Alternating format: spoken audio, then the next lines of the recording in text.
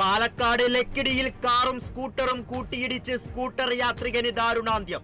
മരിച്ചത് കടമ്പഴിപ്പുറം സ്വദേശി ശിവദാസൻ. സുഹൃത്ത് വിഷ്ണു ഗുരുതരാവസ്ഥയിൽ. തൃശൂർ മരത്താക്കര പുഴമ്പള്ളം റോഡിന് സമീപം നിയന്ത്രണം വിട്ട ലോറി 7 പെട്ടി ഓട്ടോറിക്ഷകളിലേക്ക് ഇടിച്ചു കയറി. അപകടത്തിൽ ഒരാൾക്ക് ഗുരുതരമായി പരിക്കേറ്റു. പരിക്കേറ്റത് വടക്കാഞ്ചേരി സ്വദേശി ഷാഹുലിന്. രക്ഷപ്പെടാൻ ശ്രമിച്ച ലോറി ഡ്രൈവറെ നാട്ടുകാർ പിടികൂടി. തൃശൂർ കുന്നംകുളത്ത് പെൺവാണിഭം നടത്തിയ 4 പേർ അറസ്റ്റിൽ. അറസ്റ്റിലായത് അബു സലീത്ത്, വിഷ്ണു, റിയാസ് മുഹമ്മദ്, മനീഷ് എന്നിവർ. പെൺവാണിഭം നടന്നത് സ്വകാര്യ വ്യക്തിയുടെ ഉടമസ്ഥതയിലുള്ള മസാജിംഗ് സെന്ററിന്റെ മറവിൽ. കണ്ണൂരിലെ പുതിയ കോടതി സമുച്ചയത്തിന് നാളെ മുഖ്യമന്ത്രി പിണറായി വിജയൻ തറക്കല്ലിടും. 4 നിലകളുള്ള സമുച്ചയത്തിന്റെ നിർമ്മാണം 2 വർഷത്തിനുള്ളിൽ പൂർത്തിയാകുമെന്ന് കണ്ണൂർ കുടുംബ കോടതി ജഡ്ജി RL ബൈജു വാർത്താ സമ്മേളനത്തിൽ പറഞ്ഞു.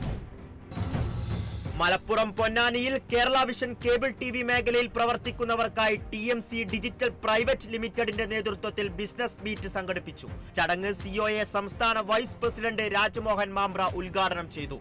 COA ജില്ലാ പ്രസിഡന്റ് C പ്രവീൺ കുമാർ അധ്യക്ഷത വഹിച്ചു.